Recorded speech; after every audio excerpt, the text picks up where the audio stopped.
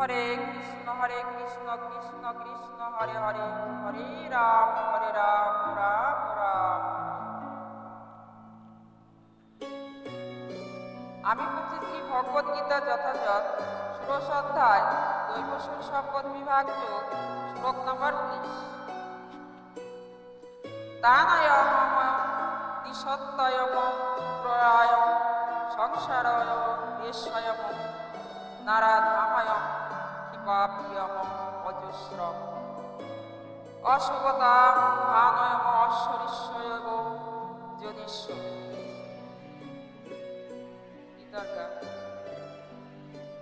সেই সে বিদেশি গুরু নরাধাম অগণে নিত্য সে ক্ষেপণ করি সংসার অনুবাদ। সেই বিদেশি কোট বা নরাধামদের আমি এই যেন সংসারেরই অশুভ আশ্রয় জনিতেই যেন অবিরতই নিক্ষেপ। তাৎপর্য: এই শ্লোকে স্পষ্টভাবে উল্লেখ করা হয়েছে যে পরমেশ্বর ইচ্ছার প্রভাবে যেন জীবাত্মা বিশেষ শরীর প্রাপ্ত হয়। আসরিক মানুষেরা ভগবানের পরমেশ্বরত অস্বীকার করে যেন যথেষ্টচার করতে পারে, কিন্তু তাদের যেন পরবর্তী জীবন নির্ধারিত হবে পরম পুরুষোত্তম ভগবানেরই ইচ্ছা অনুসারে, তাদের নিজের ইচ্ছা অনুসারে নয়।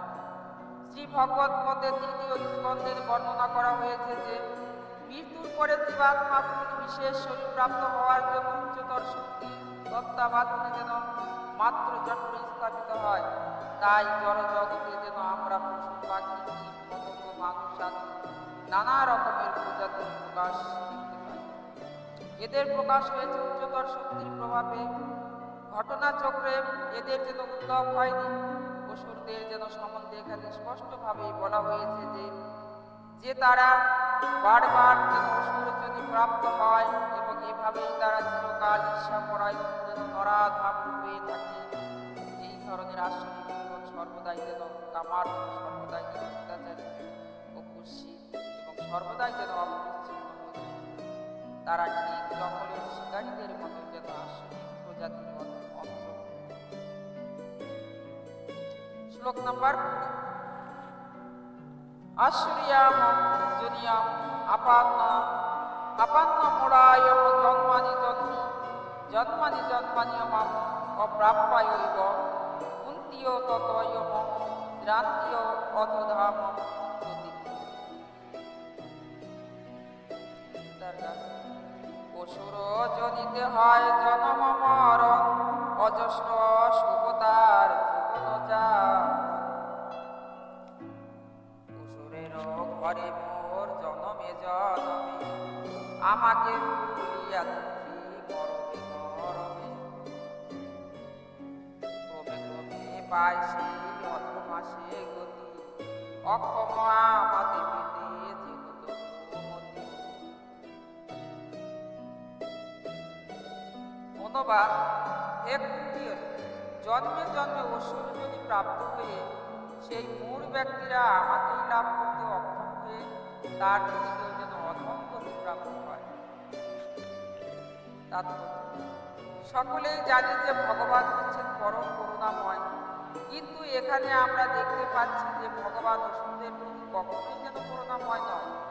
এখানে স্পষ্টভাবেই বলা হয়েছে যে আসরিক ভাবাপন্ন মানুষেরা জন্মান্তরে যেন অসুরে যদি প্রাপ্ত হয় এবং পরমেশ্বর ভগবানের কৃপা থেকে যেন বঞ্চিত হয়ে তারা ক্রমান্বয়ে অধঃপতিত হতে শেষে কুকুর, বিড়াল এবং শুকুরের শরীর প্রাপ্ত হয়।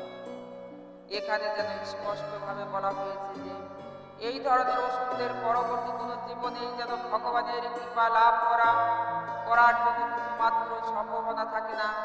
বেদেও বলা হয়েছে যে এই ধরনের মানুষেরা ক্রমান্বয়ে নিম্নজিত হতে হতে অবশেষে কুকুর ও শুকুরের শরীর প্রাপ্ত হয়। এখন এই সম্বন্ধে যেন বিতর্কের উত্থাপন করে কেউ বলতে পারে যে ভগবান যদি এই সমস্ত অসুরদের প্রতি কৃপাপরায়ণ না হন তাহলে তাদের কৃপাময় বলে জাহির করা উচিত নয়। এর উত্তরে বলা যেতে পারে, বেদান্ত সূত্রে উল্লেখ আছে পরমেশ্বর ভগবান কাউকেই ঘৃণা করেন না। অসুরদের যে সবচাইতে অধঃপতিত জীব জীবন দান করেন, তাও তার কৃপারই একরকম প্রকাশ। কখনো কখনো যেন অসুরেরা পরমেশ্বর ভগবানের হাতে নিহত হয়, কিন্তু এইভাবেই ভগবানের হাতে নিহত হওয়া যেন তাদের পক্ষে মঙ্গলজনক।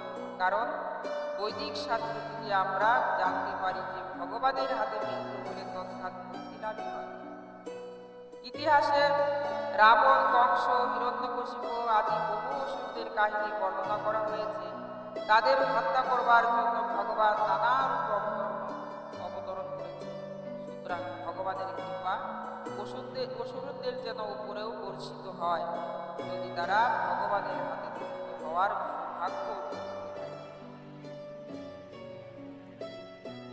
হরে কৃষ্ণ কৃষ্ণ কৃষ্ণ হরে হরে, হরে রাম রাম রাম হরে। জয় রাধে।